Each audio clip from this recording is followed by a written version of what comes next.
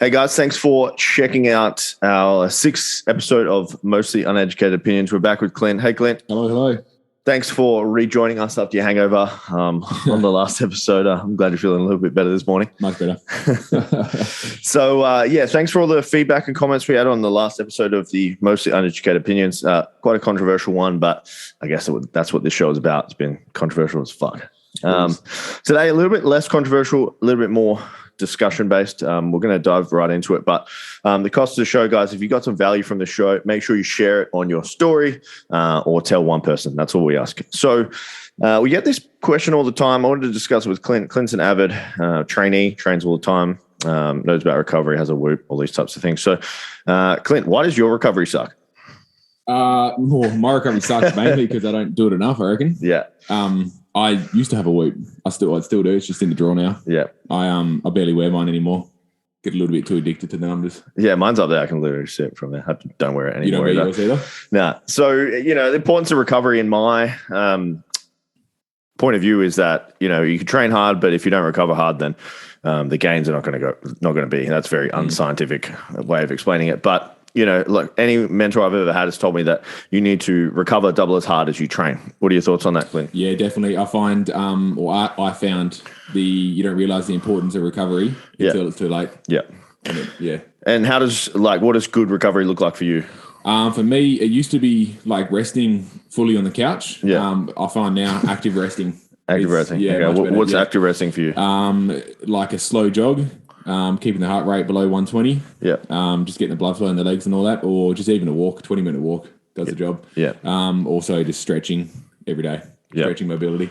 Yeah, I went to a massage guy last week for some needling, and he put some needles in my calves, and then he put electrodes on them. So these electrodes are meant to beat at 30 megahertz a second, and that means you've got a good muscle tone. Anything less than that means your muscles like in total spasm at all times. So I was talking about how bad I am at running to him. And he goes, it's not because you're bad at running. It's because your calves are just constantly at jacked. So I can't there's no calf contraction. They're always just at full tense. Yeah. So I can't get any spring with my running. Do you find your joints in your knees and ankles are hell sore? Nah, they're just always used to it because I played soccer my whole life. So I'm just used to having jacked up calves. But he did we did the dry needling in my calves and got them back to I think it was 25 megahertz, not quite at resting tone. And then I went for a jog and it was obviously way better because I could actively control my calves, which are a big proponent of running. Might be able to keep up with me now. Fuck no.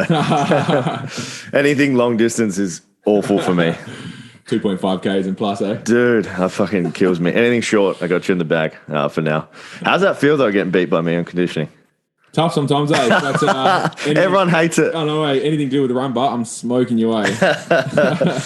Marcus messaged me and he said, "But dude, people get so triggered when you beat them at anything."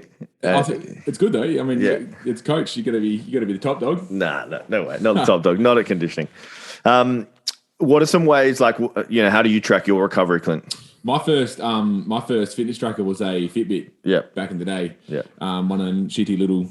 I don't know, it cost me $70, I think. Yeah. Got rid of that pretty quick and then moved into when I started running, I moved into a Garmin 735 XT. Yeah. It's like a triathlon watch. That was pretty good. So that tracked everything from calories, your active minutes, heart rate, everything, steps, blah, blah, blah. Mm-hmm. So that was really, really good for running or whatnot. And then moved into the Whoop, which was a massive rabbit hole full of numbers and everything else. I feel like we'll go into fitness trackers after this point, but I feel like it's a massive marketing thing. Oh, 100% as well. Yeah. I mean, really, I got fucking sucked into that. Yeah. The Whoop rabbit hole. Once you start, you realize you only really watch I only really watch the sleep numbers and all that. Yeah. Everything else is kind of a waste of time unless you're some pro athlete. Yeah. So excluding technology, how do you know that you need more recovery?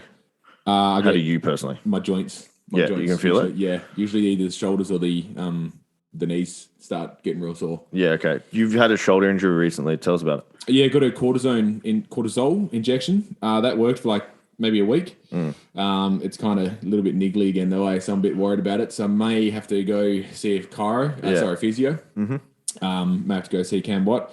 But usually I just keep track of my joints and all that. The shoulder, I don't know. It's hit and miss, eh? So it's just feeling for you? It's just So feeling. you can feel when you go. Yeah, it just gets real tender. I can get you a rehab program for upper body stuff. Yeah, which would be definitely do which that. would be all right. Yeah.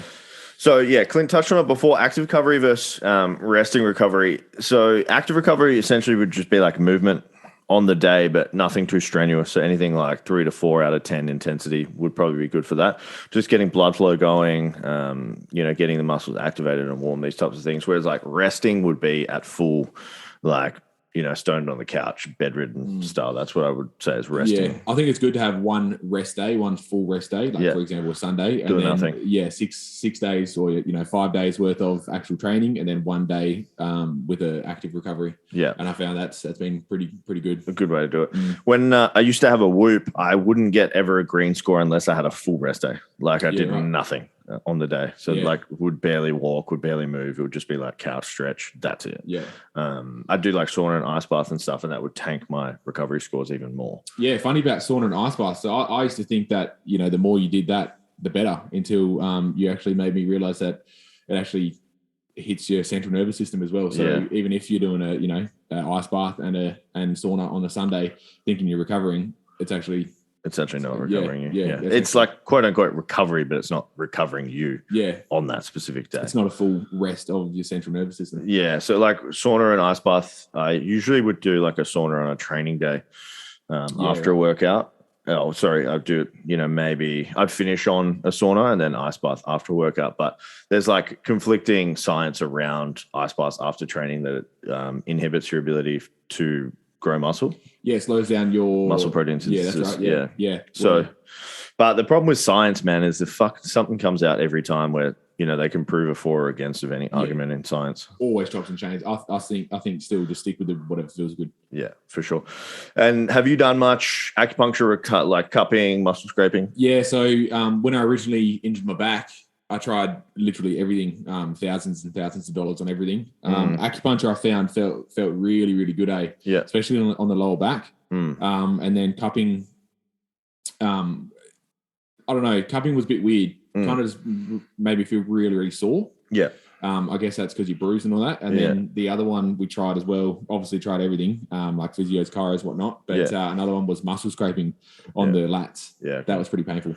Yeah, I've found like massage and manual therapy has been best for me.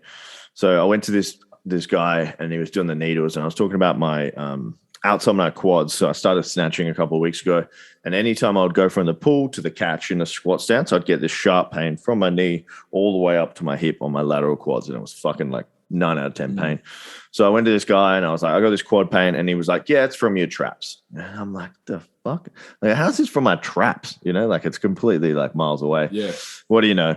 He like puts needles in my traps, massages my traps, unlocks my neck, my back releases, and my quads release, and I have no more pain. Crazy. This is something that's been plaguing me for like 6 months. Yeah. And it says it's all from the traps. Even like all your toes and all that, everything connected. Like the Chinese medicine, it's crazy. Like they've got thousands and thousands of years worth of that stuff. Yeah. Knowledge, and it's crazy, man. Everything's connected. Yeah, it's wild. So chiro and physio, you've used both, I'm assuming. Like, explain to me what you see the differences are between chiro and physio for your own recovery. For me, I think physio is more if you have an injury, and definitely go see them, where chiro is more maintenance. Yeah. So I originally, when I did injure my back, I got scoliosis and arthritis in my lower back and upper neck. Yeah. And physio for me, I tried all sorts of physios. No one really knew anything. Everyone just said nothing's wrong. And I was like, well, clearly something's wrong. I've got pain down the left hand, my left shoulder. I find they never want to give you like a diagnosis. They never want to tell you what's wrong. It's like, hey, and especially like I did MRI scans, did CT scans, everything came back like negative, like nothing's wrong with you. Yeah. I'm getting shooting pains down my left hand arm. I'm getting pins and needles down the left hand arm, everything da-da-da. And nobody really knew anything. Until I stumbled across a good friend of mine now, Gorilla Chiro, Dr. Ryan Gleason. He's real good. Did a few scans with him, and he explained everything. And just pretty much, I've been seeing him. The first time I saw him was 3 times a week for a good probably 3 to 6 months, and then so that's like your fixing stage, and then you move into more maintenance stage. So I see him once every 3 weeks now. just as a general maintenance, I walk out a brand new man every time, eh? Yeah, it's great. Yeah. I'm like a big proponent of chiro and physio. I think they're both great and they have their place. We had a Facebook discussion about it, and a couple of boys been getting scans from various people. And like the point I was trying to make in the group is I said, like, if you go looking for problems, you find problems, especially with the body. Like everyone's got a little bit of a fucked up spine. Yeah. So I think there was a study they looked at, and they were looking at, I think it was bulge discs in people, and they found that like 60% of people had bulge discs and they had no idea about it. Yeah, right. So it wasn't causing them any pain, wasn't causing them any grief. There was nothing wrong, but 60% of people had it. So every time you go to someone and they give you a scan, there's a high likelihood that there's going to be an issue there that someone can look at. That's why they scan. Yeah. So like, I think I was trying to make this point and people were like, whatever, bro. And I'm like, well, like this is the reality of it. I've been to different chiros and physios, and sometimes they give you a scan, sometimes they don't. It just kind of depends on what they're about. Yeah, I find if your chiro does give you a scan compared to, like, I've been to multiple different chiros as well before I found my guy. And the chiros that you kind of walk in and just go, oh, my neck's a bit sore, and they just crack your neck and you walk out, that's a waste of time. Don't ever go see them again. Yeah. Complete waste of time. Because, at least Gorilla Chiro gives me a scan, does his, I don't know what scan it is, all technical. And then you can see your progress. Yeah. But mine was purely from just overtraining. Yeah. Yeah. 100%. Yeah. Haven't quite cracked that yet. Yeah. I just put too much weight in my back. Yeah. And went for too many long runs. I'll tell you why you're overtraining, which is hilarious. So there's a thing called relative intensity in training. So let's say you can do like a 5 rep max is like 85% of your 1 rep max. Okay. Like the equation of it. But let's say you're doing 3 sets of 5 at 80%. That's 5% off your max. Does that make sense? So 85% is your 5 rep max. Yeah. So if you're doing 80% of your 1 rep max for 5, you're basically doing 95%. So it's like a 9 out of 10 intensity. Yeah, Does that make sense? Yeah. So then you do 3 sets of that at 9.5. So if you're training at 9.5 for 3 sets, that's pretty tough on the nervous system. Does that make sense? Yeah, yeah. So it's like a symptom of going too hard. Yeah. It's too close to your actual relative max. Does that make sense? It does, yeah. So I think a lot of people, including myself, people don't even know that. Absolutely not. And people just think overtraining is just I'm training too many times a day. Too many times a week. Yeah. Instead of, it's the actual intensity of it. Yeah, and training's pretty scientific, eh? Oh, dude, there's so much insane. to it. Yeah. I've been these books over there. I just got them the other day. I've just been like peeling through them and looking at stuff that I might have missed in like basically my education. Yeah. And it's something I reviewed, and I thought to myself, I was like, how many motherfuckers at my gym just train way too hard? Yeah. Like lots. And then they just push themselves too hard, and then there's no recovery to it. So I've come up with a new programming method. I'll tell you now. So imagine on the 12 weeks that we got the 4 3-week cycles, and then every week it kind of builds.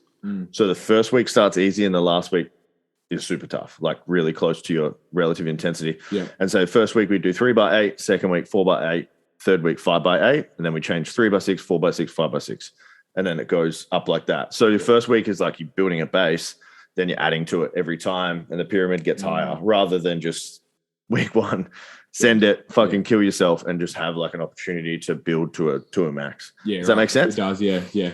It just explains why the old YouTube workouts never really worked for me. Yeah, as well. Before, yeah, it's kind of like it's different ways of looking at it. But imagine, you're actually building a base and the foundations of a house, rather than just trying to send it every week and beat your numbers. This is an opportunity to actually beat your numbers. Pretty scientific. It is, yeah. So this is changing for the next cycle, is it? Yeah, I'm working on it. Actually, I've got a spreadsheet just there. I've been trying to I've been calculating and working out how it's going to work at the start and the end, just so like the first week's not too easy and the last week's not too hard, because it's all going to be based off that relative percentage, which I was just talking about. So definitely recommend stick to the numbers. Stick to the numbers, especially on the next cycle. So we did mention Whoops and Garmins and stuff like that just before, and they're all categories of quote unquote fitness trackers. There's a bunch of them out there on the market. Steph has my partner has a Fitbit, and she rates it. And I've had a Whoop of every variation. I did rate it at the time, but just got a little bit annoying. And it was kind of like a bit of a duh for me. Like, no shit, bro. Like your recovery's tanked. Obviously, I snatched 1 RM yesterday 13 times. So it was just a bit like, no shit. Do you find that that even if it told you to have a rest day, you'd kind of go, do it anyway. Yeah. And then the sleep stuff was never fucking right. Yeah. I'd literally sleep for like 9 hours and it was like, yeah, you slept more. for 6. Oh, man, mine just told me I need more every time. Yeah. I'm like, how I'm sleeping, same thing. Yeah, that's 8 to 10 hours. And now you need more. And it's just like the data just felt super inaccurate all the time. Yeah. And I don't know how accurate you can get because it's just on your wrist, but it was just so expensive for what it did. Yeah. Like it was good for the first 6 months and then the novelty kind of wore off. And then I just felt like I'm wearing this Whoop tracker for nothing. I wonder how they're going like financially as a business. Surely they're going to be good because they're on, a lot of athletes' wrists. Yeah. A lot. I don't know, yeah. I feel like it was a dick measuring contest also with like the scores. Yeah, the strain. The strain. Oh man, 19.2, I'm fucking I ran a half marathon and it gave me like a 17 strain, which is pretty high. And then I rode a motorbike and it told me I did like a 19 strain. Yeah. And I was like, I can tell you right now, the marathon was harder because there's like a velocity tracker in it. It's like how fast your wrist goes. Yeah. So but it actually has a little had a selection saying dirt bike riding or motocross riding. Yeah. So it knew like what you're doing. Yeah, I've seen like PGA golfers have like 20 strains all the time because it's just like the swing, the wrist action. I found as well. Accelerometer, that's the one. It gave you different numbers if you wear it on different wrists. Yeah. As well. So what would be your pros of using a fitness tracker? It's good for the first year. I think give you a good baseline if you have no idea what you're doing. Give you a good baseline of what you can expect your body to feel like after a workout, you know what I mean? So you do a workout, it was pretty hard. Yeah, you can check the tracker, did 500 odd calories, whatnot, and it was a 10 strain, whatnot. And then you can do a different workout and it feels completely different. And then it gave you 250 calories and a 5 strain. So it gives you a good baseline, and then I feel like you can kind of take it off and you should know what you're doing after that. Like I can feel like after, obviously calories wise, you can just estimate how many calories you burn. But definitely I can feel, like the different workouts, I know what strain it was on my body. Yeah. So it's like consciousness around your workouts. Yeah. Developing. Yeah. So it's like MyFitnessPal for fitness. Yeah.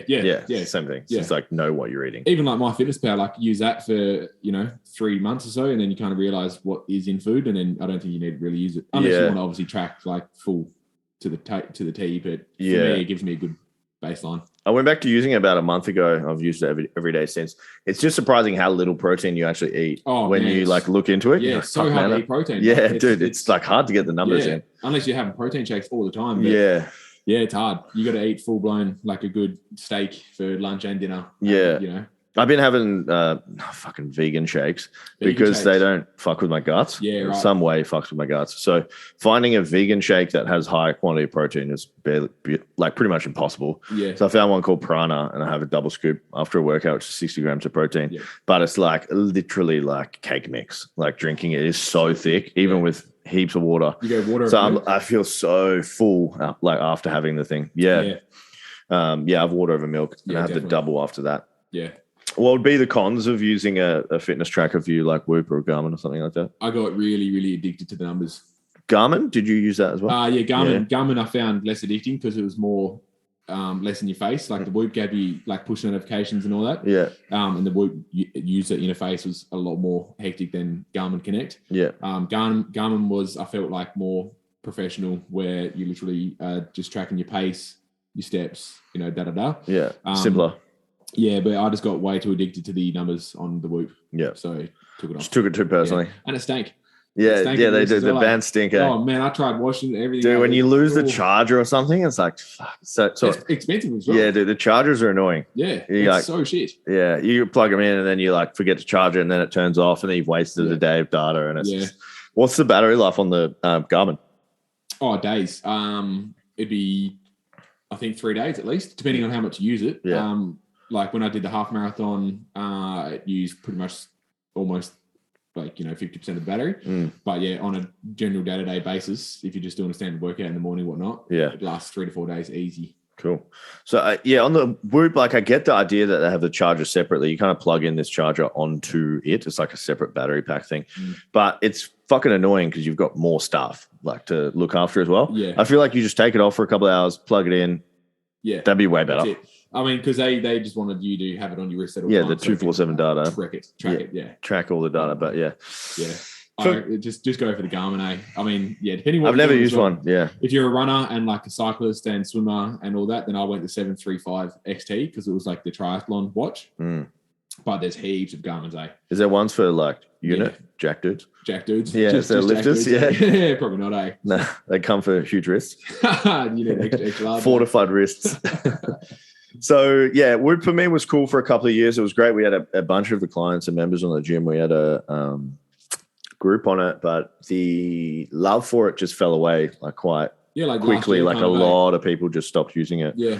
All of a sudden, which makes it less fun because you're not comparing, you're not dick measuring like to anyone else that you know. Who can get the best recovery or who got the most sleep. Yeah. And then I kind of noticed it like with my fiance, she's like way less into fitness than I am. And she was like, I can't really be bothered with this thing. And I was like, you're fucking lazy. And then I was kind of like, I get it now. You know, like I'm not really into this thing anymore. But I think it's cool to get some consciousness on how lazy you are, how many calories you burn, how shit your sleep is, and how unintense your life is. Yeah, definitely. Like that's the cool thing about it. So we're going to segue into best gyms in the world. Clint, have you trained in any other gyms around the world, not in Perth? No. Bali coming up. Are you going to train? Yeah. Sure? Yeah, definitely, yeah. Where are you staying? Good question. Canggu? Yeah, Canggu. The Astor? That's Aston? it. You know more than that. Yeah, the Aston. No, we drove past it last trip and my Steph was like, Clint and Keanu staying there. And I was like, so we stayed there on our retreat. Oh, really? Yeah, it's got the rooftop pool. Yeah, it is. Yeah, it's cool. No pool bar, though. Is it not? No swim bar. Oh, it's next to it, man. Yeah, it's almost. It's literally next to it. Yeah, we stayed there on one of our retreats where nice. Clint's got a sick view. Yeah, it's good. Keanu organises, my wife, she organises all the holidays for us, eh? Yeah, the rooms are like a bit dark, but really? It depends what you're into, yeah. I don't know. You're not going to spend much time in there, I'm guessing. If we're in the hotel, it's in the pool, and if we're not in the hotel, then doing something. Yeah, the gyms there are a bit... I want to go train at that one that I see. Body Factory? Is that the one? Yeah, I think. Pumpers or Bull Gym? Mon is there, yeah. Which one? Is it like nice or shitty? It looks like Gold's Gym in America. Yeah, it's Bull Gym. Yeah, Bull Gym. Is it? Yeah, probably go there, yeah. That's it. Yeah. Yeah, it's next to Soma Fight Club, which is cool. But like if it were up to you, what would make a good gym for you, like around the world somewhere? For me, loud music, definitely number one. Yeah. Nowhere has that. Yeah, I mean, ever since being at Helix, I couldn't picture training without loud music. Yeah. Like pumping, like absolutely pumping, where you can't even talk to the bloke next to you. Loud music, no treadmills for one. Definitely has to have no treadmills in there. I find treadmills a complete waste of time. Yeah. Get outside if you're going to go for a run, fuck's sake. Loud music, good people, obviously, and a coach with credentials. Yeah. Okay. Yeah, a little bit different when I travel. I kind of look for an experience, you know, just something a little bit different to what we've got at home. How do you make that different with the gym, though? So I'll give you two stories. So I went on a trip to Europe a couple of years ago on like a training trip, which is retarded. I went to Europe to work out. And the first stop was at this place in Spain, Marbella, called Mike's Gym. This guy's basically bought a lot of land in the mountainside in Marbella, which is ridiculous, by the way. So he just built this thing like year over year. He's had it for 20 years. And he turned into like the biggest obstacle course racing gym in the world. So we went there and there's like a full like CrossFit gym. They got pool. They got like accommodation on site. Like it's fucking cool. And you're doing like obstacles over the water, like over the pool. Kind of like Ninja Warrior stuff. Right. So it's like downhill, uphill. It's like in the mountains. It's ridiculously cool. So we went there, stayed there for a week. We trained like 4 times a day. It was fucking crazy. And then the last day we did the obstacle course, and the guy who owns the gym, Mike, he's just like this 60-year-old English dude, and he's like jacked, blonde hair, like just fucking so tanned, like just this, and he would just call everyone a fucking pussy, like all the time. He's like, "You fucking pussy." He's like, "You guys are so slow," and he would school everyone around the obstacle course. He was like 60. He was absolutely killing it. So I was on this camp with 12 dudes. And at the time, I wasn't like super fit or strong or anything like that. And they were like, we were placing bets on how everyone was going to go, and everyone picked me to come last. Like 12 for 12. It was like pretty savage. Cop that. Yeah, I was like, cop that. I was like, oh, fuck you guys. And then I ended up coming second. Only lost to Keegan by like a minute or something. So it was like 53 minutes to get around this obstacle course to do everything. And you are going 100%. How big's the obstacle course? K's. Like it's far. Right. So you would, you'd run up and it would be like a pulling challenge, and you'd have to pull 100 kilos, like 30 meters in the air on like a pulley, and then take it down. You have to do 5. Then you have to hit like 3 pegboards in a row, which were huge. Yeah. Like 3 times the size of the one we got. They're like, 6-7 meters in the air. And then you have to do 3 consecutively legless. Then the next one, you have to walk on a balancing beam that's like moving over like swamps, which was sick. Yeah, we did a Kiani and I, we did a Tough Mudder. How's that? Donnybrook. Yeah. Donnybrook's full of hills, which is tough. But same thing where it was over a 10K circuit. Yeah. And there was things like you got to climb over obstacles. There was a rope climb. There was a sandbag carry up a hill. There was like fun shit going down, like a slide full of mud and all that shit as well. Yeah. But hard, Really hard. Yeah. Especially over 10Ks as well. It's tough. Yeah. Yeah, it's wild. I'm pretty fit, and that was tough, yeah. And then the very, very last obstacle was this huge hill, went for at least probably 300 meters long. Yeah. And it was quite steep, and Kiani physically couldn't get up. Really? Yeah, I had to go behind her and like push her up. Shit. It was pretty tough though. 10Ks. That's a cool experience. Yeah, it was good fun. But Donnybrook was tough. Yeah, that would be. I love that type of shit. That would be rough. That was good. And then the other one was in Vienna in Austria. And imagine like Vienna, Austria is like pretty German. Like it's really close to Germany. And there's this place called Das Gym. It means the gym. And it's been voted like best gyms in the world, like hundreds of times. So we roll in. It's like in this industrial estate, just huge Das Gym sign in like yellow. And then you walk in the door and you can get in by doing a 1-arm row of 150 kilo dumbbell for free. So you get a free membership. Yeah, 1-arm row of 150. I couldn't even lift it up with one hand. I couldn't grip it. On a dumbbell? Dumbbell. That's a big ass dumbbell. Yeah, it's huge, dude. And then, free entry, free membership if you can move it, which was sick. And then, like, in the doorway, they have a life-size Terminator. Sick. Like, it's like with the guns and shit. And the whole gym is like a tribute to Arnold Schwarzenegger and like Rocky and stuff. So where's this? In Germany? Austria. Oh, yeah. In Das Gym. Austria, yeah, right. So the 2 dudes that own it, one of them walks around the gym in his underwear. Like this jacked up, huge, like juicy Austrian dude, blonde hair, like ponytail Andreas. And he just trains topless with his shirts off, like walking around like barefoot in the gym, just working out, like grunting and shit. Yeah. The dude should have been alive back in the 80s. Yeah, dude, it was the wildest experience ever. Yeah. And then there's like the whole gym is like a bodybuilding like hall of fame. So you go in like a corridor and they've got like pictures of Arnie, like all the Mr. Olympias, like every square centimeter of this place was covered in memorabilia from bodybuilding stuff. And then my friend Keegan, who I was with at the time, he said like the fit out was like $2.5 million for like equipment. How big was it? Huge. Yeah, right. It was 2-story and everything was made out of stone or metal. Did he have the old pig iron? Like, you know, that iron that's just...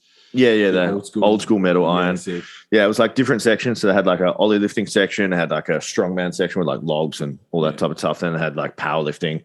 Then like it was bodybuilding. They had every machine you could ever think of, like, but not like gay machines in a 247. Everything was like metallic. Yeah. So there was no like cover on it. It was all like bare metal. Everything was just like old school as fuck. It was sick. All the cushions are like shitty. Yeah, everything was shitty.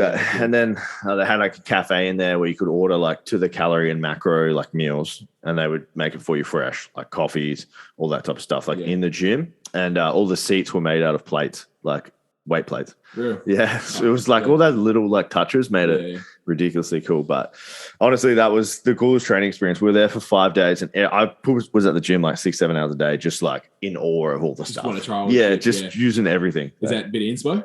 Oh, for sure. Yeah. Right. I did. Yeah. It's definitely inspo, but those guys, man, get the $2.5 million that it would require for that. It's a pure passion project. Yeah. It's not like a business decision. Yeah. Like they wouldn't make it back. They're doing it for them, not to really make money. I think it was like 67 euros a week for like a gym access. That's like $100. Yeah, that's big. There's no program, no cast, no coaching, nothing. Just use the gym $100 a week. He's got to pay for all his equipment. Dude, that's like crazy expensive. Yeah. And it was like set hours, so like 7 till 7 or something, and that was it. Like no 247, nothing. Good on him, man. But it's obviously working. Best gym in the world. Yeah. By a mile. Would you be interested to train somewhere like that? 100%. Yeah, definitely. Yeah. Dude, fucking. I'll have to show you some photos. I do want to go to like Gold's Gym and all that. Just to check it out. Old school gyms. Yeah, definitely just check it out. Yeah, you just realize every time I went to that bull gym that you were talking about in Bali, and I was like the smallest dude in there. Really? which is wild. It's like, everyone was like massive. What, is it full of just expats and all that, or? Yeah, all expats. Everyone in there is like insta famous and like absolutely jacked. Because I can't see any Balinese dudes like working out. Balinese chicks. Barlow chicks love it. Yeah, there's a few like rich locals that go there. I reckon the Barlow dudes just either in the rice paddies or surfing. Yeah. I don't think I've ever seen a tank. Or kickboxing, really. Probably, yeah. Yeah, there's heaps of girls. I don't know if the girls trying to pick up like expat dudes or foreign dudes or I don't know what's going on. Take them home. I know a Balinese dude. I've got him on Instagram, and they train at like a local gym. There's not like any foreigners in there or tourists or anything like that. So we wanted to touch on mental health and the pandemic, and I would say that modern media kind of plays this one down a little bit as like they don't really talk about it. So I think Perth Now, actually, someone sent this to me. It's like they released the true figures from the deaths from the pandemic in Western Australia, and there were only 18 deaths attributed to COVID in WA. That's now deleted. Is it? Yeah, I couldn't find it. I tried to show Mum that story, and it's been removed. Yeah, okay. Yeah. Well, surprise. Yeah, no shit. It's been, that gives you every information you need to know. But rest in peace to 18 souls, but whatever. The government were trying to claim there was like 200 and something deaths from it, but most of them were just like overweight people and like pre-existing medical or stuff like that. A car crash with COVID. Yeah, I don't think like anyone's ever spoke about the cost or the toll of the mental health epidemic from the pandemic, especially like locally for us. So, for me, Clint, did more people die from the mental health epidemic from the pandemic without any figures? 100%. Yeah, 100%. Definitely. I think, suicide in Australia is huge. And now that we're all... They don't talk about it. No one talks about it. It's too taboo. Yeah. Well, and now with the COVID pandemic, it's everyone's more scared and just full of anxiety now. Yeah. Every little virus that comes out now is, oh my God, we need a vaccine and fucking shut down the borders and everything, eh? Oh man, it's fucking monkeypox. Monkeypox is here. You only get it from blood to blood, or pretty much you got to be gay to be able to get it. Literally, that's it. Really? From like anal sex or whatnot. That is the only physical way you can get it. I saw a great meme about it, and it was like, they forgot to take out the silent K. It's a monkeypox. Literally. Yeah, I can't. Don't quote me on it, but I'm pretty sure. I was listening to Joe Rogan podcast, and he explained that you pretty much just got to be gay. Okay. Not like you have to be gay to get it, but it's from anal sex. Yeah. Okay. So it's saliva or I don't know, fucking juice of some sort that transfers. Like any anal sex? Bodily juices. Bodily fluids, yeah. Yeah, okay. That's the word I was looking for. Yeah, it's wild. So, I agree with you, Clint. I definitely think like it's been swept under the rugs, and I'd love to know the actual figures of it. How many people like lost their job, went bankrupt, had a very hard time over the last couple of years that Man. Oh, lots. Like hundreds? A third of Australia would have been like just completely fucking tipped upside down. Yeah. Which is a lot. Doesn't sound like a lot, but that's fucking heaps. That's heaps of people. It could be even more. Yeah. It's just me taking a wild guess, but yeah, Australia, the world will never be the same ever. Yeah, there's so many repercussions of it now. Yeah. But and mental health wise, it's just made us a lot softer and just full of anxiety now. Yeah. And it's fuck. We're not worrying about the things that actually matter. We're more worried about little viruses that have always been there, but now we just talk about them more. Yeah. I run a gym, and I get a lot of inquiries, and a lot of people are like, yeah, I've got anxiety or depression, I got X, and I'm just like, shit, man, how fucking prevalent is this shit? I think everyone nowadays is like, oh yeah, I've got anxiety or depression. It's like, really? Do you actually really, or have you just fucking the buzzword? Yeah. You can label something now. Yeah. Just go exercise for a bit and fucking find some new friends, and you'll be right.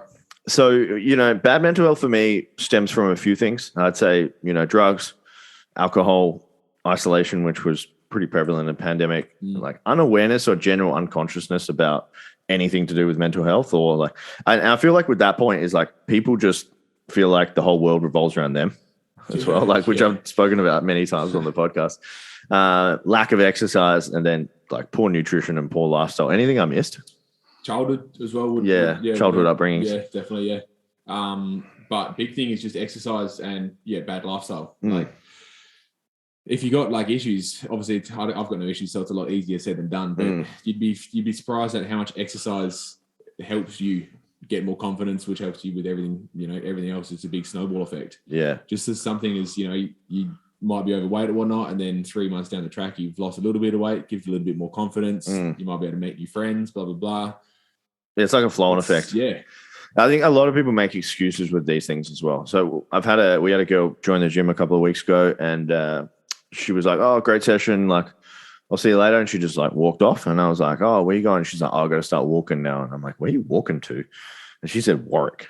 Holy shit. That's from Wangara. So she said it's an 8K walk to Helix and back, and she walks because she lost her license or something like that. Well, and how committed is that? That's huge, yeah. Yeah, she says an hour walk either way to get to training. Fuck yeah. And people are like, "Oh, I don't have time to work out." When people say they don't have time to work out, I say, "What time do you get up?"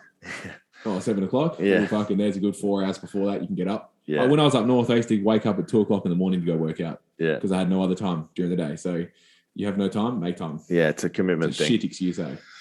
Yeah, and like during the pandemic, I feel like drug use was running right. Yeah, like there was a lot of it. Everyone was bored and they had extra money. Yeah. The government was just handing out money. And sitting home by yourself. Yeah, and these kind of like, I heard so many stories like people like as soon as the borders open, they're like, "Oh yeah, I have no money to go and travel." And I'm just like, what have you done for the last 2 years? Like that was your opportunity to save invest, and like put yourself forward. Yeah. But no, like, we just partied and had a good time and got drunk and did heaps of I think drugs. It was a good time to invest as well because everything was so down. Yeah, and that's still down. Yeah, it's in the floor. That's another topic for another time. It's in the floor now. But the isolation thing was wild during COVID. I think we had many periods where we couldn't see anyone. It was like 12 weeks or something where you couldn't see anyone, hey? Yeah. For me, yeah. Yeah, you were working. I was working FIFO, so life didn't change for me at all, eh? Yeah. You know? Down in the city, our city slickers, we were stuck in our house for 12 weeks. But, for someone that might not be as strong mentally, it's going to be a negative effect to that. 100%. Well, I mean, humans, we're social beings. Like you need mates. You need to speak to someone. You need to, like, even if, or, especially if you live at home by yourself and then you're in isolation as well. Like, fuck, that's a long 12 weeks. Yeah. A very long 12 weeks, especially if you're a social person. Yeah. Even the I'm an introvert. I fucking love it. Yeah. I used to like really love going out and all that, but now I'm definitely, as I get older, turn into like, I like staying home now. I'm shooting myself for the Bucks. That's gonna be a good one, eh? They update everyone. Yeah, nice. It's I think everyone has an idea of what's going on now. So okay. Strap yourself in, eh? It's gonna be a good time. Yeah, I have my Bucks party in like 3 weeks. And I messaged my best mate and I was like, "Can you give everyone an update?" Because they're asking me what's going on. I have no idea what's going on. Yeah, it's all on the event now. It's all people should know what they're doing. Yeah, killer. And then with mental health comes social media, which is the huge buzzword at the moment. I think Clint had some points about his partner as a teacher. Yeah, it turns out. So I learned something new that the education system is has actually changed, Well, since we went to school. For the better, I guess. I feel like a fossil when you say that. It's so long ago. It's almost coming up to next year is my 10-year reunion. Oh, God. Are you going? Probably not, no. Yeah, I didn't go. Yeah. So my wife, Kiani, she was saying that so she teaches primary school. She's a sport teacher, but previous to that, she was an classroom teacher. Yeah. Anyway, they teach about social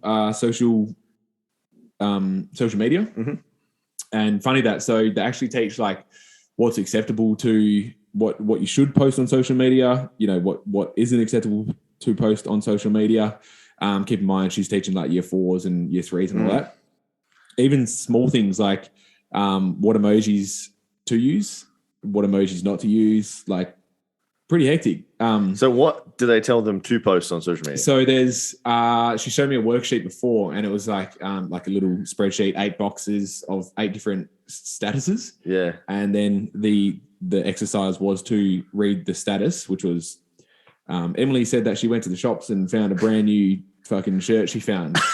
What's an okay thing to comment on this? And then the kid should write, "Nice color choice, Emily. Looks great on you." With a like smiley face emoji. And I thought that was pretty fucking insane because I was like, I thought that was just common sense. Like that's just as a human, you just kind of know. But I forget that we got taught, how to be a good person through school. But now that you're actually getting taught what to comment on social media, what not to comment, what to post, what you shouldn't post, it's fucking insane, eh? I'm guessing that like posting an eggplant emoji on Eggplant everyone's is with a water splash. Yeah. After. With a fist. It's not super appropriate. But even things like privacy settings, they go through privacy settings. Yeah, like what? I didn't actually go into too depth with that, but so how to keep your profile on private. Yeah.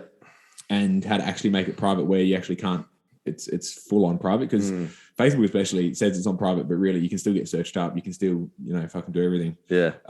But it's kind of good that they're getting taught that, but also seems weird that we're teaching like year threes social media things. Yeah. Well, they need it. It's part of life now, It's crazy. I remember when we were at school. Well, I just fucking mumbled it. I remember when we were at school, they were like, oh, so, if you guys don't want to be seen in the photos, let us know because we won't put you in for like privacy. And I always used to think to myself, no one cares about this person. Like, just put them up. Like, there's no danger here. No one's going to come and like abduct anyone. This is in early 2000s in Perth, Western Australia. Like, this is but pretty nowadays safe. I think it would be a little bit different. Yeah, definitely. Some fucking predators out there. Oh man, it's bad. Even like, I don't think I'd post.